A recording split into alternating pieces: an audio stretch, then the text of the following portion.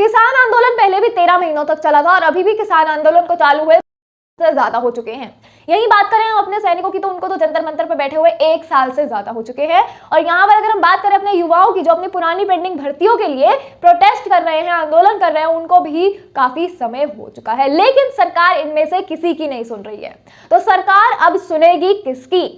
हमारे किसानों को वहां शंभू बॉर्डर पे रोका हुआ है, उनको दिल्ली के अंदर एंट्री नहीं दी जा रही है, उनको वहां बैरिकेडिंग करके रोका हुआ है, उनको दिल्ली की तरफ आने से रोका जा रहा है, उनको दिल्ली की तरफ आने नहीं दिया जा रहा है, क्योंकि वो अब दिल्ली में प्रोटेस्ट करने के लिए आ रहे थे पीसफुली, लेकिन उनको नहीं आने दिया जा रहा है। तो ऐसा क्यों?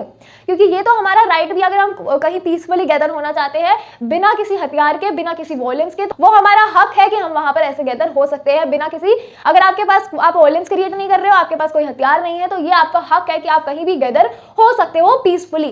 तो यहाँ पर हमारे जो किसान है वो पीसफुली गैदर होना चाहते हैं, लेकिन हमारी सरकार ने इससे पहले ही पाबंदी लगा दी, उनको दिल्ली के अंदर आने ही नहीं दिया जा रहा है।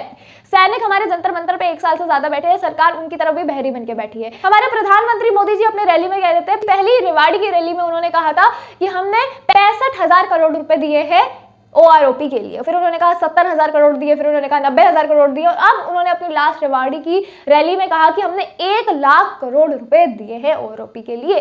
तो जब हमारे जो मोदी जी है उन्होंने 1 लाख करोड़ रुपए दे दिए, फिर भी हमारे जो सैनिक है वो वहां जंतर मंतर पे क्यों बैठे हैं? सैनिकों, आप लोग जंतर मंतर पे क्यों बैठे हो? मोदी जी ने तो आपको दे दिए ना 1 लाख करोड़ रुपए, आपके OROP के लिए दे दिए, तो आप अभी भी जंतर मंतर पे क्यों बैठे हो? आपको जंतर मंतर पे आप अपना प्रोटेस्ट बंद कर देना चाहिए, क्योंकि मोदी जी तो आपको पैसे दे चुके हैं। यहाँ पर हमारे सैनिक सबकी एक ही मांग है, मोदी जी वो आपसे ये नहीं कह रहे हैं कि आपने पैसे नहीं दिए, उन्होंने आपसे ये भी नहीं कहा है कि आप दोबारा पैसे दीजिए, आपने अपनी तरफ से पैसे दिए होंगे, बट वो पैसे जो है हमारे सैनिकों को नहीं मिले हैं, जिनका हक था उनको नहीं मिले हैं। तो वो पैसे बीच में गए का, या किसने खा लिया, या किसने घोटाला किया है बीच में, तो वो फंसेगा ना मोदी जी। आप हमारे सैनिकों की एक छोटी सी मांग क्यों नहीं मान रहे हैं? उनकी बस इतनी ही मांग है कि 3 रिटायर्ड जजों की कमेटी बिठा दी जाए, वो दूध का दूध पानी का पानी कर देगी, क्या सच है क्या झूठ है वो वहां पर सब बता देगी। मोदी जी आपने पैसे दिए हैं, आप गलत नहीं है, तो हमारे सैनिकों के लिए इतना तो आप कर ही सकते हैं कि एक 3 रिटायर्ड जजों की कमेटी बिठा दी जाए, क्योंकि इस तरह से अगर देखा जाए तो आप ही गलत बन रहे हैं, आप हमारे सैनिकों की सुन नहीं रहे हैं, बस आप अपनी रैलियों में कह रहे हैं कि हमने OROP के लिए इतने करोड़ रुपए दे दिए, इतने करोड़ रुपए दे दिए, तो वो चीज नहीं होती है ना। जब हमारे जिसको आपने दिया उसको मिल ही नहीं रहे हैं, तो वो जा कहाँ रहे हैं? अकेले का पैसा तो है नहीं, आपकी जनता का पैसा है वो, तो वो जा कहाँ रहा है, किन गलत हाथों में जा रहा है, ये जानना भी तो बहुत ज्यादा जरूरी है। और आप हमारे सैनिकों की सुन नहीं रहे हैं, 3 रिटायर्ड जजों की कमेटी बिठा नहीं रहे हैं, इससे एक ही बात सामने आ रही है और सब आपको ही गलत समझेंगे कि आपने पैसा खाया है, या आप भी ऑफिसर्स के साथ मिले हुए हो इस घोटाले के अंदर, कि जो पैसे हैं वो कहीं और जा रहे हैं। तो इससे एक ही चीज साबित हो रही है कि आप भी इस घोटाले में शामिल हैं, कुछ ऑफिसर्स जो बीच में घोटाला कर रहे हैं उनके साथ आप भी शामिल हैं, ये इसी चीज को दर्शाता है। आप हमारे सैनिकों की सुन नहीं रहे हैं, वो इतने समय से आपसे कह रहे हैं कि 3 रिटायर्ड जजों की कमेटी बिठा दीजिए, 3 रिटायर्ड जजों की कमेटी बिठा दीजिए। आप 3 रिटायर्ड जजों की कमेटी बिठा क्यों नहीं रहे हैं? उसमें दिक्कत कहाँ आ रही है? वहां पर आपने कहा कि आप अपनी रैली में कहते हैं कि मैंने पैसे दे दिए। हमारे कोई भी सैनिक आपको ये नहीं कह रहा कि दोबारा पैसे दो क्योंकि आपने पैसे नहीं दिए।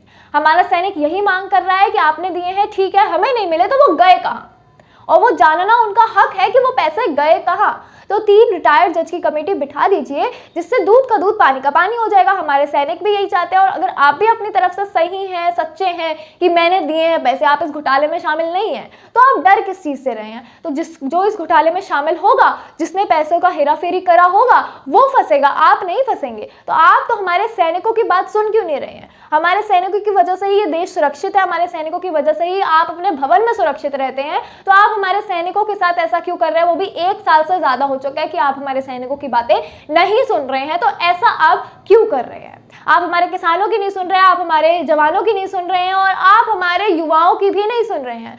उनकी पुरानी पेंडिंग भर्तियां भी रद्द कर दी गई थी और अभी तक उन्हें पूरा नहीं किया गया, उसके लिए भी प्रोटेस्ट चल रहा है। तो आप ऐसा क्यों कर रहे हैं? आप सबसे नाराजगी क्यों बढ़ा रहे हैं?